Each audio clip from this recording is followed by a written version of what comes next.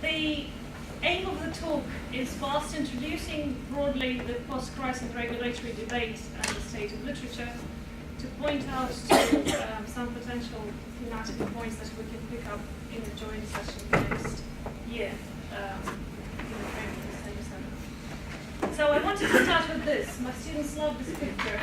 This is the elite of American banking. The senior officers of Goldman Sachs, JP Morgan, Morgan Stanley, and Bank of America. The photograph is significant for many reasons. It was the Congressional Committee grilling them individually and collectively. They all were polite, obedient, but they did not reveal too many specifics. The specifics would come later, especially with Goldman Sachs case, various scandals would appear. Also, as they were swearing and testifying to this committee, the Dodd-Frank Act was already going into some of its final drafts. And it is one of the most important post-crisis legislations. And also, what is perhaps most interesting, at least to me, about this picture, is that at the end of these inquiries, the top American bankers were allowed to take a special plea that is common in commerce and trade and industry, that says that we are neither admitting nor denying guilt. Effectively, they all settled out of court. And one of the post-crisis shifts in American policy making and crisis management was that since then, the Securities Exchange and Exchange Commission doesn't allow this particular plea anymore. And since last year, you actually have to take a plea when it's being investigated for financial activities. Historically, though, it's not the first time that American banking community has been grilled by public authorities, and the earliest or the first most tangible document that was produced by a similar committee is the so-called Cora report that was essentially investigating the causes and behavior of banks during the financial crash of 1929 and the Great Depression. And for those of us who are more historically minded, it's absolutely fascinating to go back to the document and see what was written then and what is being written now. Okay, back to today and the global regulation process. This is a very schematic, and even not mine, I borrowed it from this guy who wrote it for the University of Sydney. The global regulation process has become quite articulate compared to where it was before the crisis. But it also goes through several steps. So when the G20 meeting accepts a recommendation of a particular aim, it is up to these international and national committees and regulators to actually do something about the recommendations and report back. As a result, we now have, I know this is very small print, but this is a snapshot of shifts, changes, and new policies adopted on both sides of the Atlantic since 2009. Dodd-Frank Act in the US and Basel in EU are one of the most tangible shifts. But reading through the lines, you can see that some of the more kind of far-reaching policy recommendations or reforms are aimed at minimizing the cost of a potential crisis. So there are lots of provisions, they could be called the Volcker Rule or the Vickers Commission in the EU, but really most of the post-crisis regulations, reforms or provisions are aimed at protecting essentially the welfare or maybe the public purse from potential crises, which now are recognized as very likely. Okay, we know that there are lots of theories of the financial crisis. There are at least 3 big groups, and in these big groups there are subgroups that define a particular cause. So on a structural level, this was a crisis of global imbalances, deindustrialization, productivity, imbalance between Asian exporters and North American capital markets. So big structural reasons for financialized capitalism to go into crisis. Institutionalists are much more specific and a little bit more interested in detail. They recognize it as a crisis of governance, a multi-level failure of governance at many levels. Mainstream behavioral economists or mainstream economists, they like to put a lot of emphasis on the human factor. So it's really a crisis of incentives, it's a crisis of greed, fraud, misaligned structures of management, sometimes youth and culture. But wherever you go with this group, there is a certain consensus out there in the literature and in the regulatory debate that the crisis was caused or centered on financial innovation. However, what to do about this financial innovation is still a very diverging point. So some are calling for curing it out of the system completely, some are advocating cooling it down whilst capitalizing on its benefits. But a particular example of how important the subject of financial innovation has become is the ongoing focus on regulation of shadow banking. And if you have noticed, the recent IMF report in October 2014, they have actually a whole chapter dedicated to the risks and benefits of potential regulation of the shadow banking industry globally, not just in American context, but as a global phenomenon. For me personally, it's fascinating because financial innovation has, up until about 2007, 2009, was completely under-theorized and under-conceptualized in studies of finance or capital. Okay, the second point of consensus is the institutionalist bit, that wherever you go, either the bank or a regional financial system or a supervisory failure, there was a crisis of governance and management, there was a crisis of supervision, complexity, non-transparency, misaligned incentives, sometimes fraud and negligence.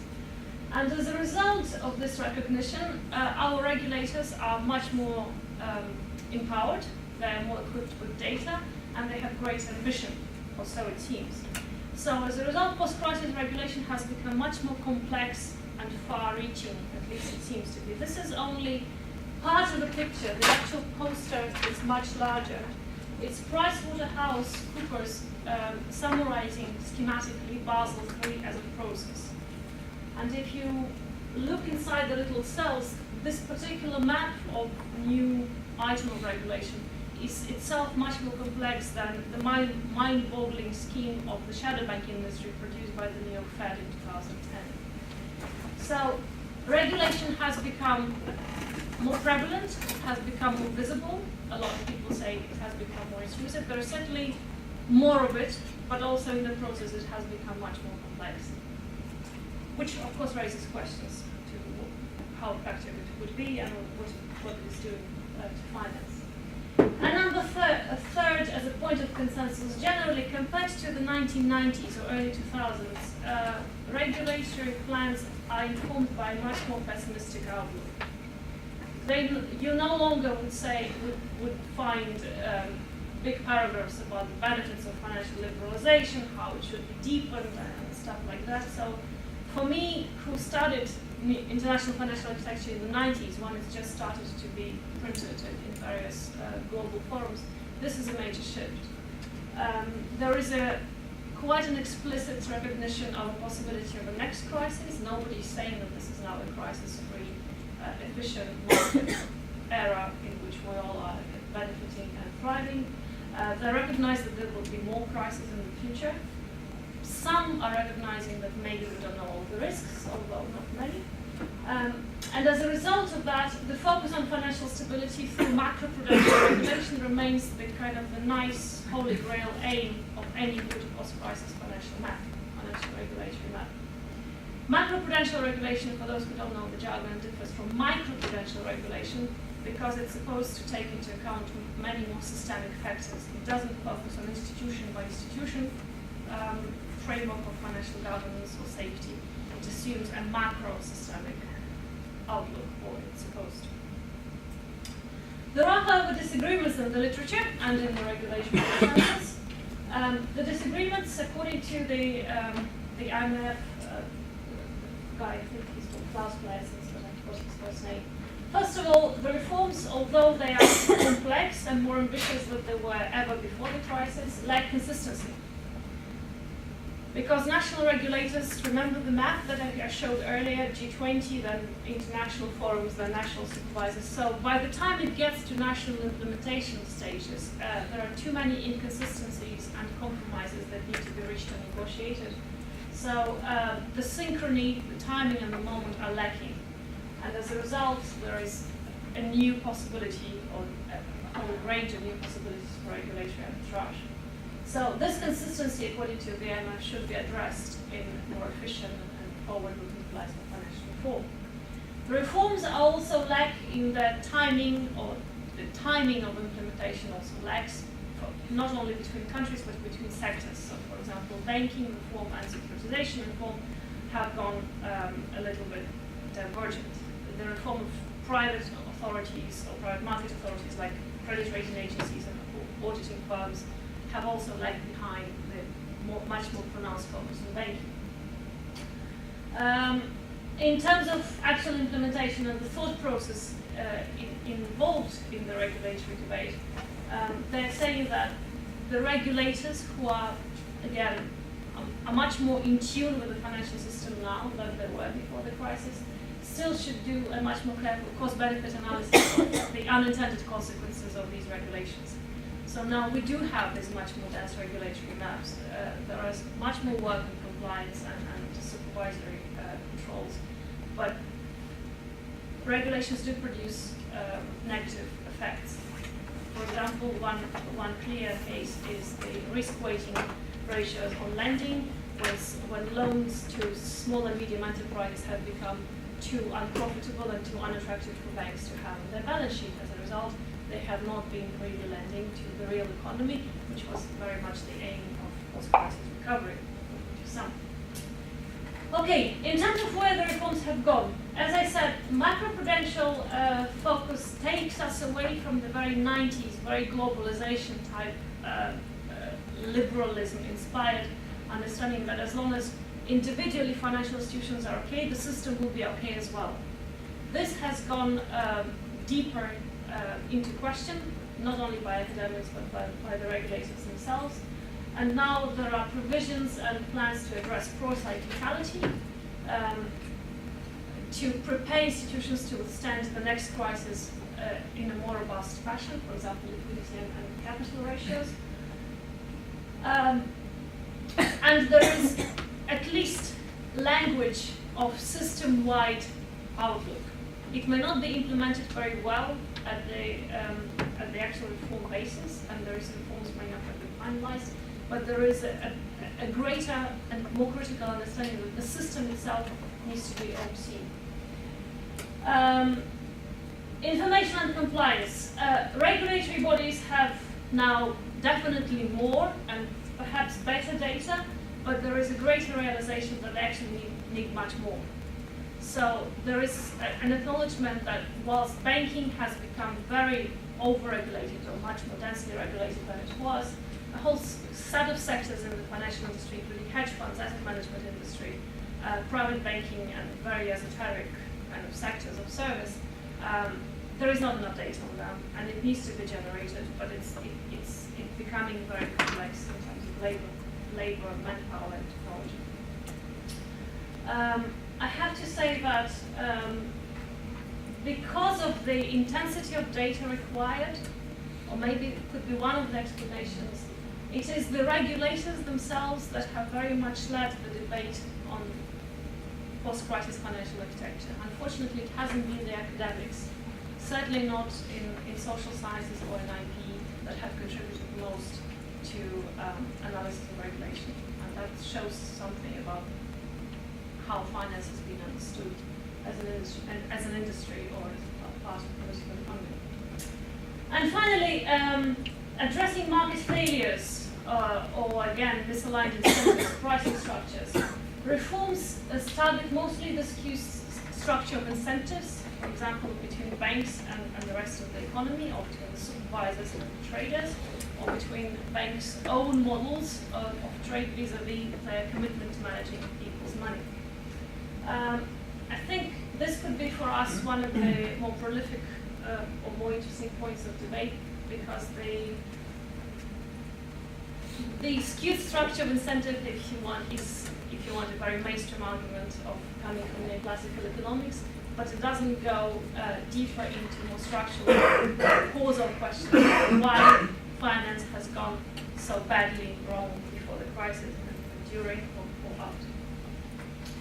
Broadly, and this is my diagnosis, the post-crisis reforms are generally meant to minimize the public costs of the next crisis, which, as I said, is now either very explicitly or implicitly acknowledged that there is a possibility or even a likelihood of the next systemic crisis, and safeguard some utility functions of banking and financial industry. So the so-called separation of utility from casino banking that lies at the heart of the Dodd-Frank Act, or the biggest recommendation for the UK, this is where you get the implementation, that there is a protection of the public purse, if you want, from something that banks do or the financial institutions do on their own behalf and for own benefit. We can debate how effective it has been, and there are signs that it has not been effective at all because they still do the same stuff. But there is an explicit reform commitment in terms of language. The reforms, however, do not really ask the difficult why question. For example, why particular industries, particular management systems, or particular clients go for a certain product, or indeed why a particular product is invented. What is the social mission of this financial innovation, or broadly the financial sector in political economy setting? Another question that comes from more legal research in finance and from more American focus is what indeed is a security? And this goes to the heart of financialization debate or securitization debate, but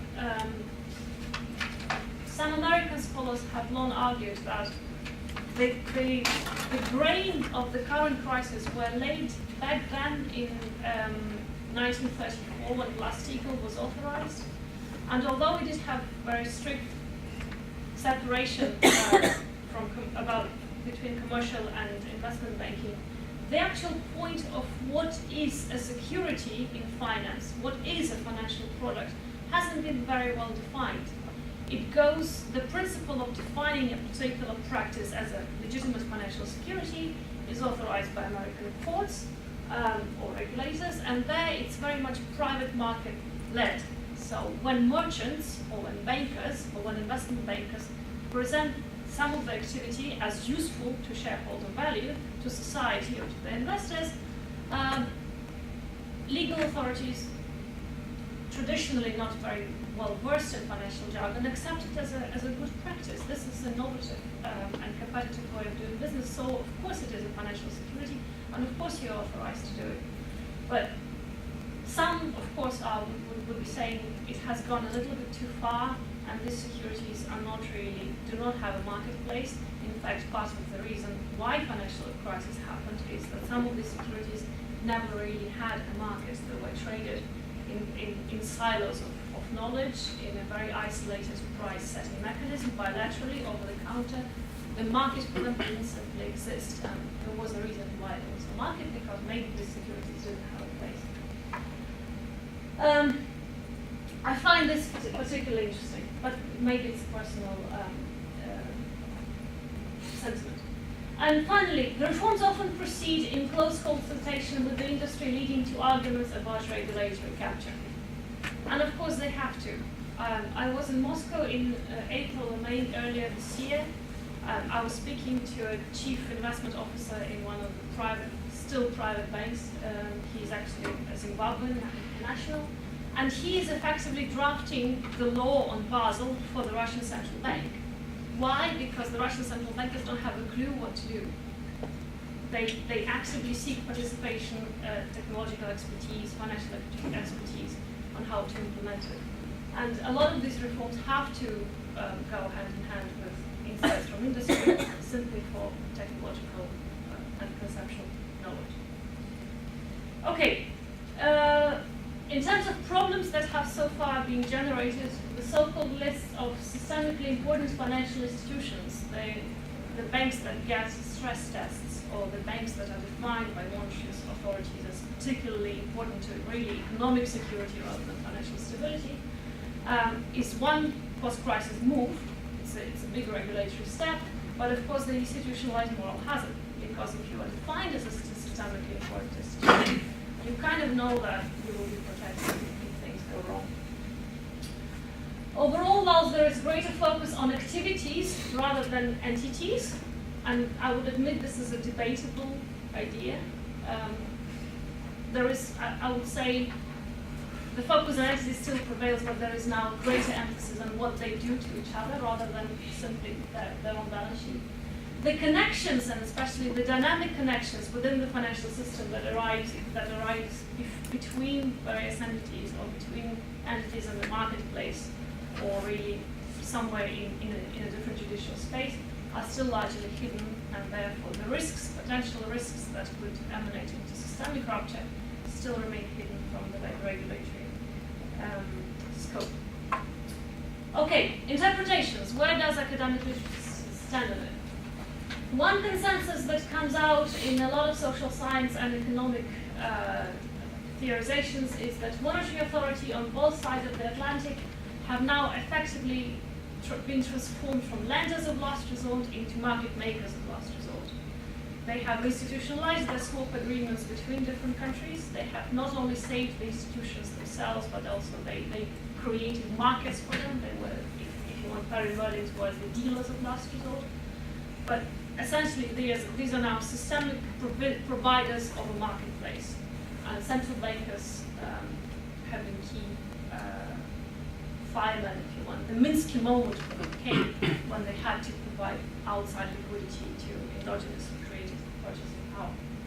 So people like the Manchester Business School guys, with Ismail and what's his name, Carol Williams, they talk about central bank capitalism. We now live in central bank capitalism. We've moved beyond simply nationalized capitalism. This is a capitalism with a face and an agency to it. Second argument comes from sociological and political science literature, suggests that the complexity of finance, organizational but also technological, inhibits the global effort to harmonize regulation and leads to what Eric Helena and Stefano Pagliari call differential regulation. It's remarkable because if you read the early new international financial architecture literature from the late 90s or 2000, it was marked by global form. Everything about financial regulation then was supposed to be global. It went through the IMF. There was this thing called Financial Stability Forum, had very little staff members and was designed to prevent the next crisis, but it really didn't do much. But most of the ambitions and problems of financial reform then were about the globality of forms. So when people spoke about maybe it would be great to have Tobin tax to get some money from financial transactions, the major impediment was that, well, but Tobin tax needs to be synchronized globally and implemented at various jurisdictions at the same time, so therefore it doesn't work. Or Basel, the banking accord, has to be very global and implemented nationally. And then there started the disputes of who actually is implementing it at what cost. So I would suggest that currently we are post that global form.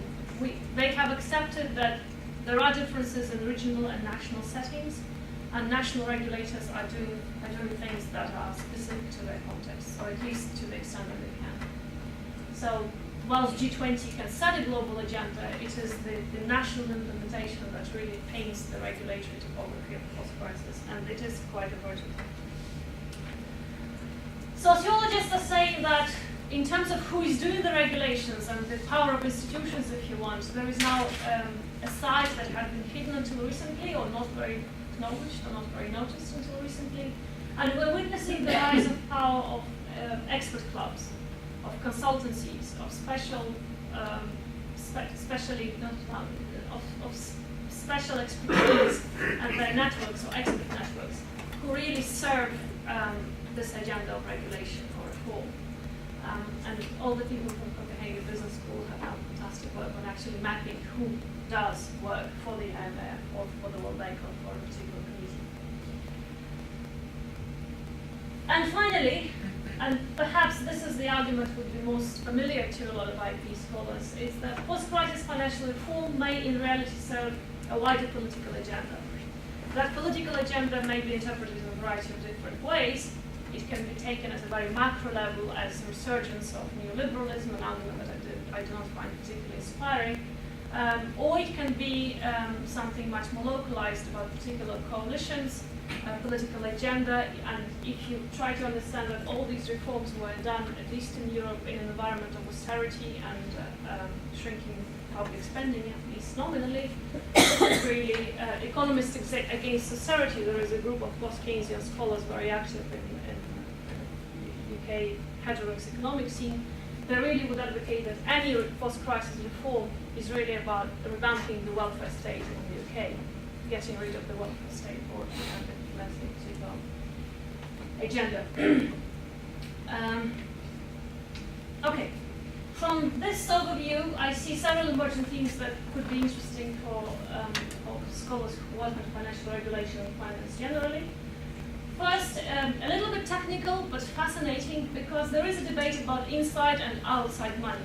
This is really a debate between the private financial market and the monetary authorities who have come, state who has come in a moment of crisis to liquidize or to monetize private credit creation.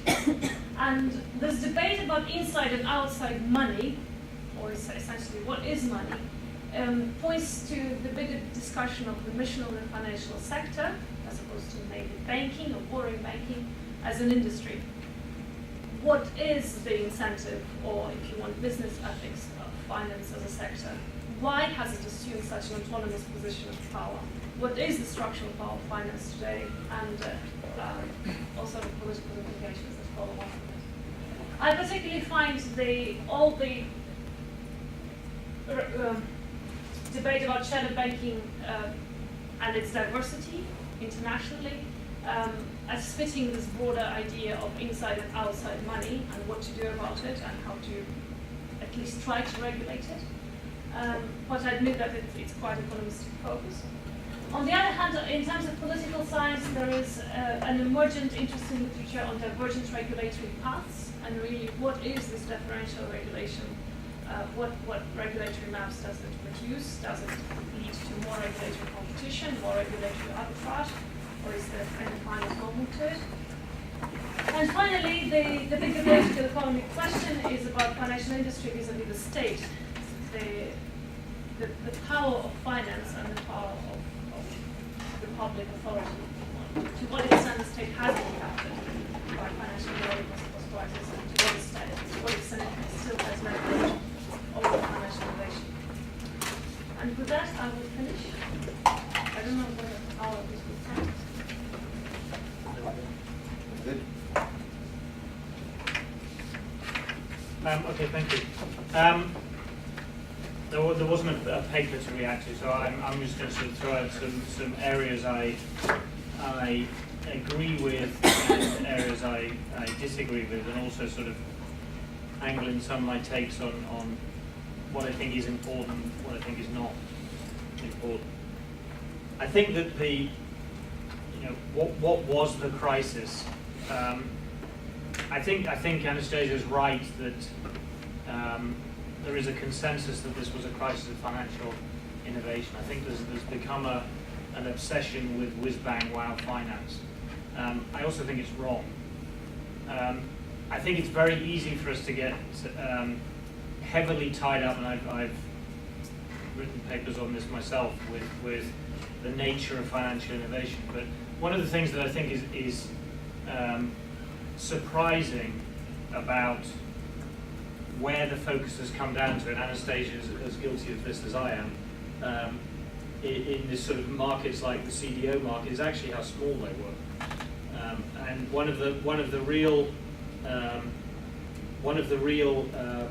issues with the crisis is why a problem in a relatively small area of finance became what it did. Why was the subprime crisis, just as the savings and loan crisis was, not a little local difficulty? Why did it bring down the entire market? And I think there's two issues, and I think it goes to the heart of what makes finance different, and what maybe we need to focus in on. One is it was clearly a crisis of interconnectedness, across IP, and we're seeing it a little bit more in economics, focusing on just the extent to which financial globalization has expanded, or did expand in the period pre-crisis. You know, this massive increase in the size of countries' external balance sheets. Not something that was being focused on. And if there's one lesson from crises and forecasting future crises, just look at rate of change in just about anything in finance. And if it's changing at an abnormally fast rate, it's probably the place to look for a problem. And financial globalization generally in the period up to 2007 simply exploded. Connected to that, and I think this maybe goes to Anastasia's broader market failure point, is it was a crisis of the breaking down of faith in liquidity. And I think that has two implications. One is, this is not new. The idea that new financial instruments come along, promise liquidity, and don't then deliver on that liquidity has been going on for, well, longer than I remember, certainly, let's say. But it's certainly a problem of the 80s and earlier. But what is key is size. Is the size of the financial sector that was being impacted by this crisis of faith in liquidity, because it was permeated, thanks to interconnectedness, throughout the financial system. And I think that maybe leads us to start to think about what makes finance different. And it's to me one of the frustrations of a lot of what we've seen in the crisis. I think academia is as guilty of this as anywhere else, is to not split out what is different about finance, and therefore what, to me, we should really be concerned about, and what is inherently the same in pretty much all parts of private sector activity. So financial malfeasance, we've been there before with Enron, with Parmalat, with every, it can happen in a dairy company just as much as it can happen in a bank. And I think a sort of perp walk obsession of the American variety is fundamentally misleading to how we try and understand the crisis. That's not to try and ignore the fact that clearly severe malfeasance went on, but I think it's a distraction to think that if we lock up a few bankers, we've in any way solved the problem. I think and I think that actually goes to a lot of the issues about skewed incentives, because I think the incentives for a CFO or a CEO of a private sector company are in many ways equally skewed. And I take picking up on the discussion earlier, the whole shareholder value and finances involvement in that. I think obviously I take that point as a rejoinder to that. It's all very much linked. But I'm trying to think very closely about banking and credit provision, is what I'm saying. At the heart of the problem then is this faith in liquidity and interconnectedness, and the reason that it is such a problem is the size of what we're dealing with. Underpinning everything is the size of finance relative to the global, to the size of economies. Therefore, when we have problems, of which we have long had those problems, and now they are by definition that much more serious, and that is for a number of I think fundamental reasons that challenge our ability to go back to previous periods where, if you like, finance was in its box. There's two parts of what's going on, I think, in finance. There is what's been called by Trichet finance feeding on itself, in might call it finance playing with itself, to be honest, which is the trading activities, the swapping of securities, etc., among each other, justified by the provision of liquidity and the ever-growing obsession with making it easier and easier for dealing to take place, for trading activity to take place. Our ability to move back from that involves and Haldane has talked about this, he's talked about most things, but he's talked about this specifically in the context of seeing ever greater liquidity as an end in itself. And it's justified by looking at our own pensions and saying it's easier for pension companies to deal, and therefore it's a good thing in itself. And I think that the ability for us to ask the question of what amount of liquidity, what ability for pension companies, etc., to transact is, and at what price is sufficient. It will have a cost, it has to have a cost in increased bid-offer spreads, etc. But the downside in terms of the fragility of finance means it clearly, I think, is a cost worth paying.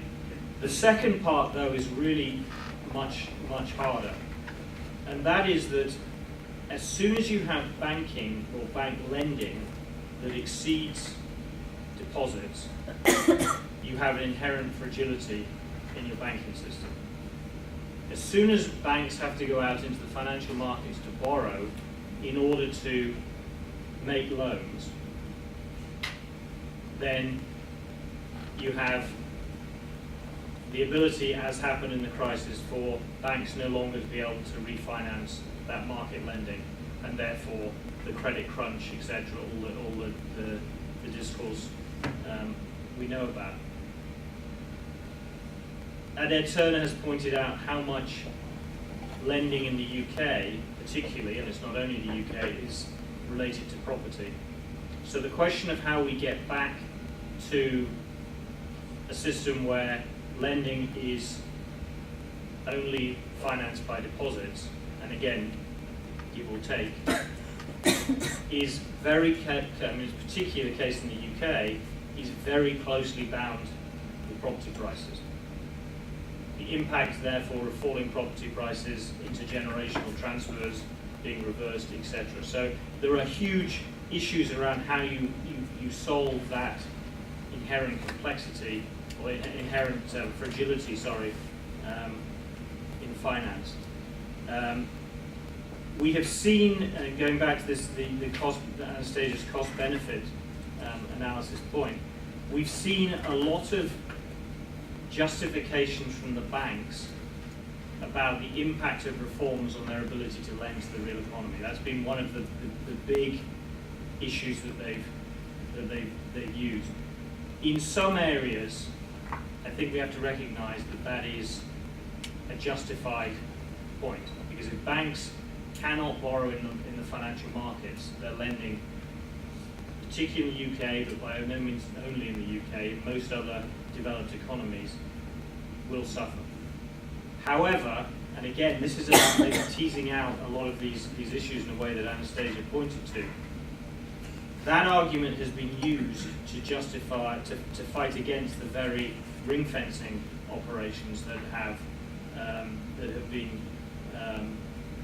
proposed, often by particular policy entrepreneurs like Volcker, but also I think we need to recognise with a lot of involvement, sometimes surprising involvement from people like, going back to the discussion, half of which I missed this morning, apologies, but the EU level, the Commission's attempts at ring fencing have been much more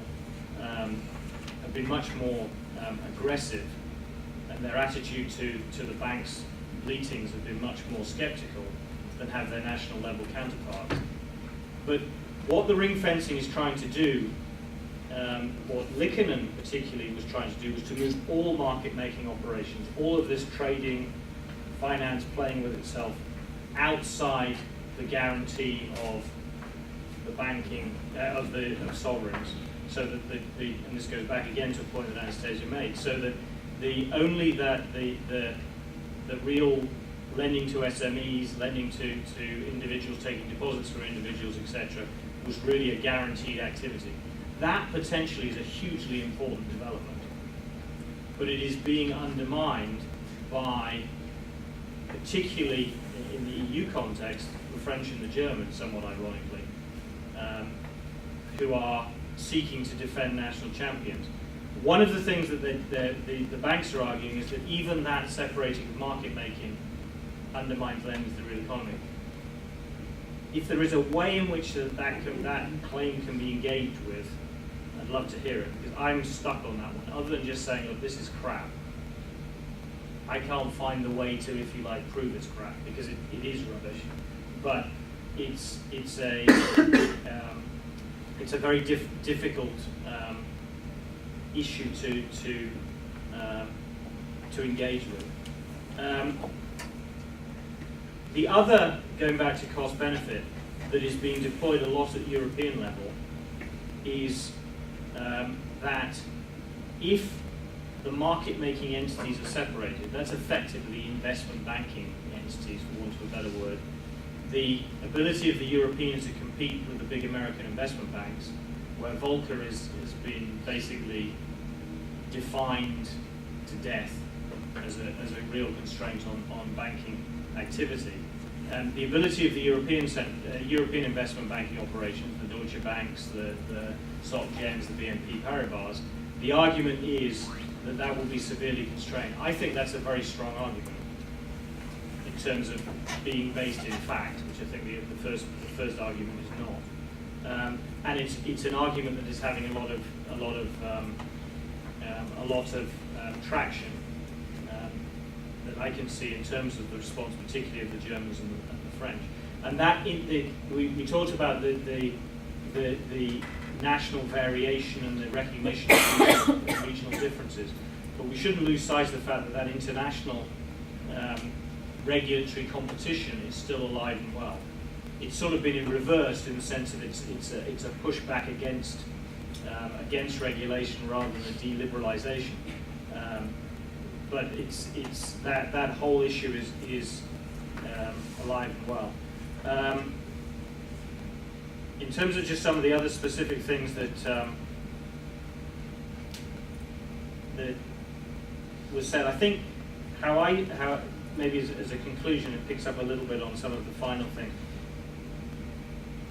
Something I think has changed with certain actors, and I think we're almost in a situation where at the supranational level there has been a significant change in ideas, but it is facing at the national level pushback based on the interests of the banking lobbies, defended, as I say, by this national champions, particularly in investment banking, and this lending to the real economy point. And I think it's certainly to me it's understanding that national pushback, because I think there are some interesting things going on. I think the UK actually, in terms of its change in ideas and approach, has probably been the most dramatic, which is interesting. A final interesting, maybe just to try and end on an optimistic note, is an idea that Jonathan Kirshner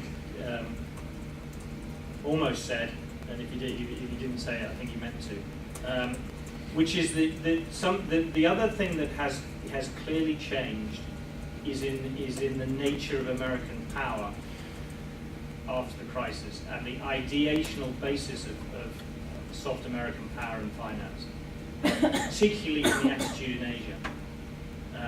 Now, I think that just as American political economy is guilty of being obsessed with China to the detriment of Europe, I think we should also not get too focused in on Europe to the detriment of Asia. The attitudes of the Chinese towards finance are pretty close to embedded liberalism. And there is a hope that what we've seen is the bankers winning a series of national battles, pushing back regulation, keeping free finance in the European and the American context at the cost of losing the longer term war in the Chinese attitude to finance and its place within the national economy and the global economy. I think that's a tentative hope, and it's a hope for well into the future, but it's about as good as I can do.